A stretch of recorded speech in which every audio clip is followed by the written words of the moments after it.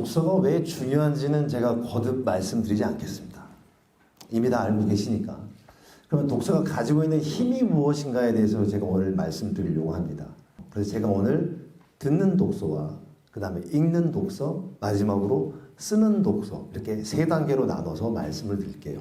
자, 듣는 독서는 책을 읽기 싫어하는 아이들이나 아직 글을 읽지 못하는 아이들한테 부모님이 옆에서 이야기를 들려주는 단계에서부터 이미 독서가 시작한다는 거죠. 그러면 안 읽으려고 하는 아이들을 이끌어낼 수 있는 힘이 일단 있겠죠. 그러겠죠. 겨우겨우 떠듬떠듬 글을 읽었던 아이들이 다른 사람이 들려주는 이야기를 통해서 내 이야기하고 차이점을 또 비교할 수가 있습니다. 또 하나는 내가 생각했던 게 특히 어린아이들은 글이 아니라 이렇게 머릿속에 하나의 상을 만들거든요. 이미지를 만드는데 그 이미지가 구체화되는 거죠. 아, 이게 이렇게 되는구나. 아, 저게 저렇게 되는구나 하면서 자기가 읽었던 내용에 들은 내용이 조금씩 플러스 되는 과정이 생기는 겁니다. 듣는 독서의 마지막은 내가 아는 내용을 더 들음으로써 한 번 들었던 내용을 또 생각하잖아요. 사고를 안 해버리니까 멈춰버린 거지 계속해서 자극을 주면은 생각을 할 수 있는 기회를 만들어주거든요. 그래서 듣는 독서 과정을 통해서도 충분한 발달 과정이 이루어진다는 거죠. 그럼 많이 들었어요. 그럼 이제 진짜 지가 읽어야겠죠. 그럼 아이가 얘를 읽어야 되는데 초등학교 저학년까지의 주된 독서 책들이 이야기 책들이 많잖아요. 이야기 책들을 잘 보시면 감각적 이미지, 즉 뭐 시각적, 청각적, 후각적 다양한 오감을 자극하는 단어들이 되게 많습니다. 그런 감각적 이미지들을 자신들이 익혀서 쓰죠. 그래서 내가 아는 내용을 남들한테 전달을 합니다. 가끔 정말 어른스러운 표현을 한다거나 혹은 아이가 이 단어를 알까? 의심스러울 정도의 단어들을 쓰거든요. 그래서 칭찬을 하면 그 맛에 또 해요. 그러면서 다양한 감각적 이미지를 익히게 된다는 겁니다. 자, 또 하나는 그런 단어가 늘다 보니까 당연히 어휘력이 늘어나겠죠. 어휘가 늘어서 늘어난 어휘들을 구조화시키고 이 단어 다음에 뭘 넣을지, 이 단어 다음에 뭘 넣을지가 되면은 당연히 사고의 연장이 만들어지는 겁니다. 그렇게 읽기를 계속해서 반복하다 보면 우리도 영화를 보고 같은 영화 본 친구하고 얘기하면 재밌잖아요. 스포하지 말라고 야단치면서. 근데 내가 읽어서 여기에 담아놓은 걸 다른 친구와 다른 친구도 여기에 담은 걸 같이 소통한다면 공감이 훨씬 더 빠르겠죠. 그래서 읽은 게 담겨져 있는 걸 이야기할 수 있는 거리를 만들어주면 아주 공감하는 능력이 크게 향상이 됩니다. 너무 편독하는 걸 싫어하시는 부모님들이 많은데 편독을 통해서 사실은 집중력이 향상이 됩니다. 내가 좋아하는 건 정말 많이 읽어요. 밥 차려놓고 오라 그래도 그거 보고 있거든요. 그리고 좋아하는 분야니까 아이들이 한 권, 두 권을 중간에 엉덩이 한번 떼지 않고 쭉 읽어요. 그래서 집중력이 상당히 좋아집니다. 그리고 아는 게 있어야 상상을 합니다. 궁금한 게 있어야 상상이 되는 거죠. 상상이나 창조의 가장 출발이 호기심인데 아무것도 아는 게 없으면 호기심 자체가 없거든요. 그래서 편독일지라도 어느 한 분야에 집중해서 책을 읽는 것도 상당히 좋은 방법 중에 하나입니다. 자, 들었어요. 읽었으니까 써봐야겠죠. 제가 애들을 그동안 오랫동안 애들과 만나고 가르치면서 제일 중요하게 생각하는 게 쓰는 독서의 힘입니다. 쓰는 독서가 사실은 말하는 독서하고 관련이 있는데 여러분들도 누군가한테 말을 하고 저나 여러 강사님들이 말을 할 때 내가 알고 있는 걸 머릿속에서 정리를 해요.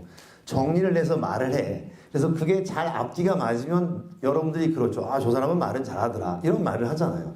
똑같이 쓰는 것도 내가 알고 있는 걸 정리를 안 하면 이쁘게 안 써지거든요. 그러니까 알고 있는 정보들을 자신의 것으로 지식화시키는 과정이 말하는 거고 쓰는 거예요. 그러면 쓸 때 어떻게 쓰면 좋을까를 이제 고민하는 거죠. 제가 연습을 시키는 방법이 30페이지에서 한 40페이지짜리를 한 30분 내에 빨리 읽게 만들거든요. 이렇게 읽은 다음에 중요하다고 생각하는 단어만 뽑아봐라 그래요. 30페이지짜리를 5줄에 쓰라고 하면 정말 힘들거든요. 그리고 이 두 가지를 통해서 대충 전체 내용을 알았으면 이 글을 쓴 작가나 혹은 글쓴이가 왜 썼을까? 그게 바로 주제거든요. 근데 괜히 주제가 뭘까라고 물어보면 힘들어해요. 대신 왜 썼는지 고민해보자. 시대가 왜 어쨌길래 이걸 썼을까? 당시의 상황이 어땠길래 이걸 썼을까를 질문을 하면 같이 얘기를 하면서 충분히 의도를 파악해냅니다. 그리고 마지막에 추론인데, 추론을 하는 방법은 맨 결말을 바꿔본다거나 아니면 등장인물을 자신이 돼가지고 바꿔본다고 합니다. 처음에 시키면 앞뒤 맥락 전혀 안 맞게 지 맘대로 만들어버리는데, 연습을 하면 뭐가 되냐면 글에 나와 있는 순서나 근거를 가지고 추론이 가능해지는 겁니다. 제가 이 연습을 왜 시키냐면요, 고등학교 비문학 지문이 6문단에서 7문단이에요. 문제가 5개 나와요. 전개 과정이 어떤지, 일치 불일치한 거, 즉 문장, 아니 전체 문단 내용과 맞는지 안 맞는지 물어보는 거, 단어 2개 밑줄 딱 그어놓고 이게 무엇을 의미하는지, 그게 바로 추론 문제입니다. 보기 갖다 놓고 다른 분야와의 연관성 물어보죠. 맨 마지막에 어휘 문제 물어봐요. 이렇게 5개인데 문단이 6개야. 읽다 끝나요. 읽으면서 정리를 똥똥똥 하고 가야 되는데 읽다 끝나버린 거죠.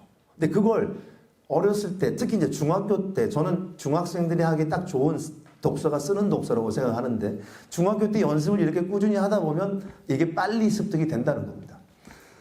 하나 보여드릴게요. 그래서 이걸 총 정리하면 이렇게 정리가 되는 겁니다. 아이들이 들을 때는 머릿속에 이미지를 만든다 그랬죠. 그 이미지를 만든 게 읽으면 구체화됩니다.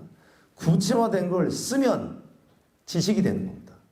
여러분들이 오늘 듣는 건 그냥 정보예요. 정보를 집에 가지고 가서 애하고 얘기를 하고 우리 학생들이 해보면 그때 지식이 되는 거거든요. 그 지식들이 쌓여야 나중에 진짜 자신의 배경 지식이 돼서 다른 문제를 해결하든 다른 일을 만들어 보든 할 수 있는 바탕이 되는 거거든요. 실제 애들이 했던 걸 제가 잠깐 보여드릴게요. 처음이 초등학교 5학년, 그 다음에 중학교 1학년, 그 다음에 중학교 2학년인데 5학년짜리는 등장인물을 지 나름대로 평가를 해놨습니다. 그렇죠? 그리고 참 재밌는 게 책 제목이 태평천하라는 책인데 맨 마지막에 이 친구가 쓴 말이 나는 자식들 교육 잘 시켜야겠다라고 써놨다고요. 5학년짜리가. 그 내용이 이 내용을 아신다면 그걸 왜 썼을까를 대충은 짐작을 하실 겁니다. 두 번째 중학교 1학년짜리 아이가 쓴 거는 맨 마지막에 작가의 의도를 표현하면서 사랑방송님과 어머니라는 작품인데 그 시대에 관습적으로 남녀 간의 새로운 재가를 금지하는 것, 법적은 아니지만 관습으로 내려지는 사회적 관습에 대해서 시대상을 적어놨더라고요. 어른도 쉽게 뽑아내기가 쉽지 않은 내용이거든요. 그리고 중2 학생이 쓴 걸 보니까 아이가 직접 이 단어의 뜻을 알고 썼는지는 모르겠지만 맨 마지막에 슬픔을 웃음으로 승화시켜놨다고 되어 있습니다. 이 책 제목이 만무방이라는 책인데 그걸 읽고 이렇게 썼단 말이에요. 그래서 상당히 연습을 통해서 발전할 수 있는 길이 많이 생기는 것 같습니다. 제가 이렇게 독서의 힘을 얘기 드리면 그 말이 맞을까라고 생각을 하시겠지만, 직업능력개발에서 연구를 했는데 고등학교 3년 동안에 1년에 책을 10권 이상 읽은 아이와 한 권도 읽지 않은 아이의 수능 성적을 비교해 봤더니 국어는 약 20점, 수학은 한 8점, 영어는 한 13점 정도 차이가 났습니다. 그리고 아이들이 읽은 내용을 봤더니 인문서적이나 지식과 관련된 도서가 아니고 전부 재미 위주의 소설책을 읽었다는 거죠.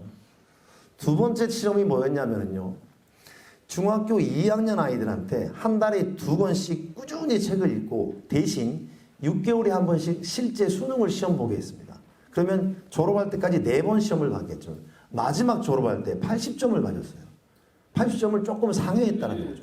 그래서 제가 부모님들한테 이걸 추천해 드립니다. 제 나름대로 생각한 10계명인데 다 말씀드릴 수 없고, 4번째에 보면 칭찬하라는 말 보이시죠? 칭찬 많이 해야겠죠. 칭찬은 고래도 춤추게 한다고 그러는데 언제까지 칭찬으로 춤만 추게 할 수는 없지 않습니까? 4번째 문단의 맨 뒤에 보시면 부족하거나 잘못된 건 꼭 지적하면서 가셔야 됩니다. 그래야 칭찬이 효과가 있습니다. 감사합니다.